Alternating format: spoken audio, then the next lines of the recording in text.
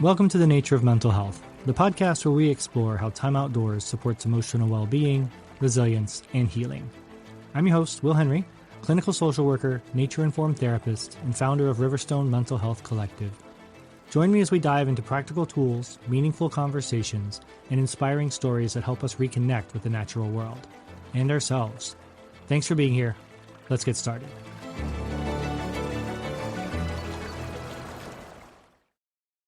Thank you for joining me for this very first episode of The Nature of Mental Health. I'm so excited to share this space with you today.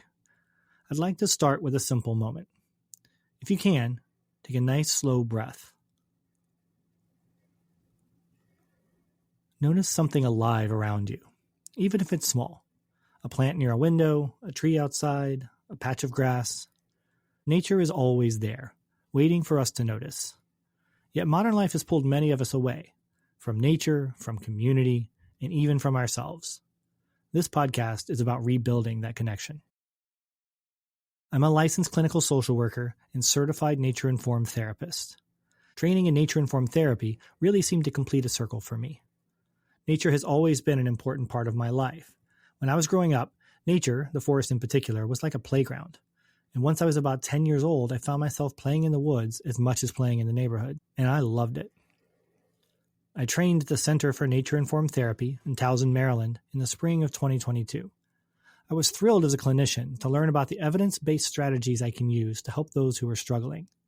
I also felt really in touch with the idea that the disconnect from nature is contributing to the mental health crisis we are also experiencing. For 175,000 years, humans have lived in concert with nature, moving with the seasons and understanding that we are a part of it, not separate from it. Not above it. Over the past 2 centuries, as industrialization and modern capitalism reshaped our world, something subtle but essential shifted beneath our feet. Many of us moved away from small, interdependent communities and into faster, more fragmented ways of living. Work pulled us indoors, away from natural rhythms, and the pace of life grew louder than the quiet cues our bodies and relationships once depended on. This conversation isn't about blame, however. It's about noticing what humans need to stay well. Connection, belonging, shared purpose, and time and environments that regulate and restore us. When those threads weaken, we feel it. The rise in anxiety, depression, and loneliness isn't just an individual struggle. It's a reflection of a society that has drifted from the communal and ecological roots that once held us. And part of healing is remembering how to return, together, to each other, and to the land that has always supported human well-being. There is a vast amount of research that shows us the benefits of community and the consequences of isolation. Now, I'm not saying that the disconnect from nature is solely responsible for our current mental health crisis, not at all, but I believe it contributes. Science shows us, as does history when you look at the indigenous populations where mental illness was not as prevalent and who lived in community with nature, that community and connection can help heal anxiety and depression. Science also shows us the benefits of being in nature and our connection to it. Nature is coded into our DNA. There is a reason we feel more at ease when in green spaces. There's a reason for sayings like, go outside and get a breath of fresh air when you're stressed or overwhelmed. It works. We'll dive further into the science of nature therapy in future episodes. But nature is always there for us because it is part of us. We're not separate from it. Reconnecting with nature is a coming home, a journey back to ourselves. As a therapist, I sit with people moving through anxiety, depression, overwhelming changes, the heavy moments we all carry. And time again, I've witnessed something powerful. When we step outside, slow down, feel the ground, something shifts. It's not magic, it's biology. Research shows us that nature lowers stress, restores attention, strengthens memory, deepens our sense of meaning, and increases connection to ourselves and to others. And nature doesn't ask us to perform. There are no expectations to meet. We get to show up just as we are. That feeling of peace, even if brief, creates space in a life that feels overcrowded. My parents told me I took my first steps in a campground, trying to reach the little river that ran through it. As I grew older, I joined park ranger classes. I learned about plants, wildlife, even wilderness survival skills. Once I was old enough, I'd wander the trails that branched out like roots from the campground. And because I always had a good sense of direction, I felt safe. But that's my story, not everyone's. Not everyone has access to forests. Not everyone feels safe outdoors. And we'll talk about that access, or lack thereof, in future episodes. Nature doesn't only live in wild spaces, though. A single tree can be a teacher, a grounding presence, a tiny ecosystem full of life. And in that world is a good place to start. For me, healing has always been found near water. I'm an avid fly angler, and if you've ever stepped into a river at sunrise, felt the cold current wrap around your legs, heard the line whisper through the air, you know it's not just about the fish. It's about presence. The river doesn't care how my day is going. It just keeps moving. Steady, alive, unapologetically itself. Every cast is a small act of hope. Every drift, a reminder to let go. Out there, I'm not a therapist. I'm not a business owner. I'm just a human being. Breathing, part of the landscape. That's my self-care. My reminder that resilience isn't loud. Growth isn't rushed. Healing often happens quietly when we allow nature to hold us. This podcast is an extension of that belief, that nature gives us a place to return to ourselves. For me, that place is a river. For you, it might be a trail, a backyard, a park bench, or one beloved tree. Wherever it is, I hope this podcast helps you find, or remember, the places where you feel most alive.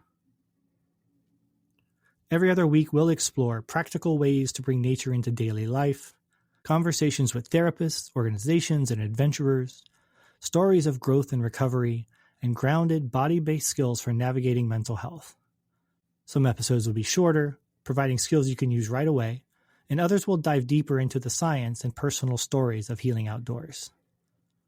Whether you're a clinician, a parent, a hiker, or someone simply looking for a calmer life, this space is for you. Before we move into today's grounding moment, I want to share a bit more about why nature works. I'll put some links to resources in the show notes on all of this too. But there's a psychology framework called attention restoration theory, which says that our brains get mentally exhausted from constant focus and constant stimulation. Nature gently restores that focus without shutting us down. Think of it like shifting from sprinting to strolling. Your brain finally gets a chance to breathe. Another powerful concept we'll talk about is awe, those moments that pull us into wonder. Sunlight through branches, the call of a hawk, a full moon rising, fresh snow softening the world. And awe doesn't have to be big moments either. Little everyday things can bring wonder if you pay attention. Awe has been shown to lower stress hormones, increase empathy and connection, expand perspective, and quiet negative self-talk. But maybe most importantly, awe reminds us that we are not alone. We are part of something bigger than ourselves. And here's another simple truth. Our senses evolved in nature. Our eyes relax with natural light and distance. Our ears are tuned to wind and water. And our breath lengthens when surrounded by green. Nature meets us right where we already are. Slowing down isn't easy, but nature makes slowing down possible. I want to give you a nature-based skill you can try on your own. You don't need a hike, you don't need an hour, you don't even need to leave home. Once a day, for just 30 seconds, notice one living thing with full attention. A tree you always walk past, a plant in your home, the way clouds move, even your own breath, a living rhythm. Get curious. What textures do you notice? What colors? What tiny details have you never seen before? That's mindfulness in nature. That counts. Your nervous system notices, and your body thanks you. We'll keep building small practices like this, ones that support you through real-life changes in ways you can actually sustain. Each episode, I'll offer one grounding moment as well, because we spend so much time rushing. Between work, home, kids, pets, relationships, expectations, and the quiet weight of how we see ourselves. When was the last time you were truly still? Awake, present, at ease? Even a few peaceful breaths can create room where overwhelm has been living.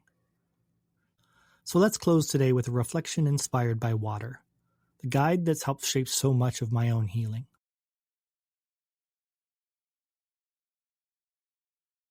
If it feels comfortable, allow your breath to soften.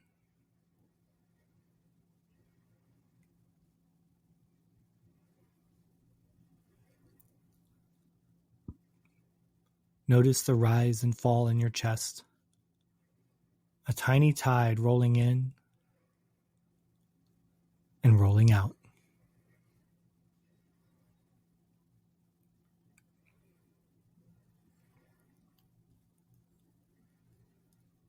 Imagine a river or a stream, one you know or one your mind creates.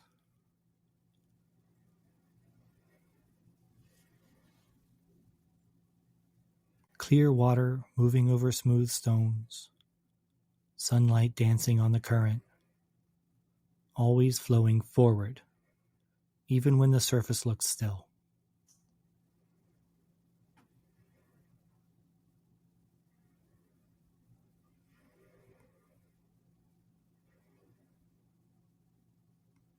Breathe in. The water gathers. Breathe out. The water releases.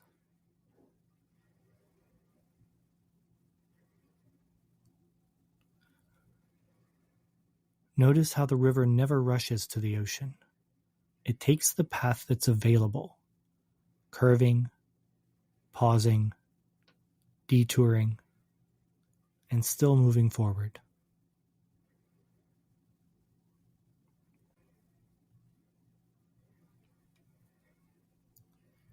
You're allowed to move like that too.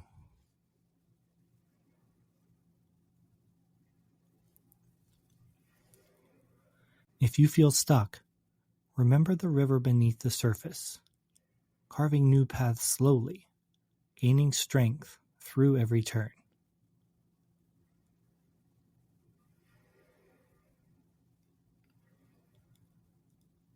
Let your breath follow the rhythm of water.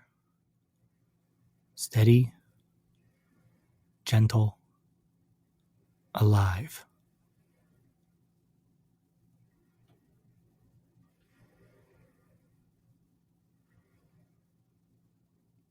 You are a body of water, resilient by nature, always finding your way.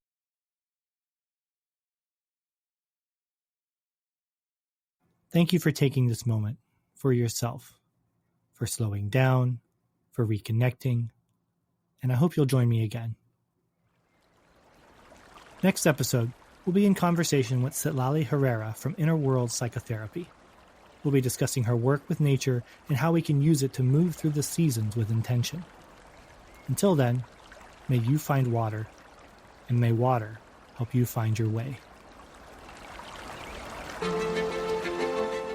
Thanks for listening to The Nature of Mental Health. If you enjoyed today's episode, please follow, rate, and share the show.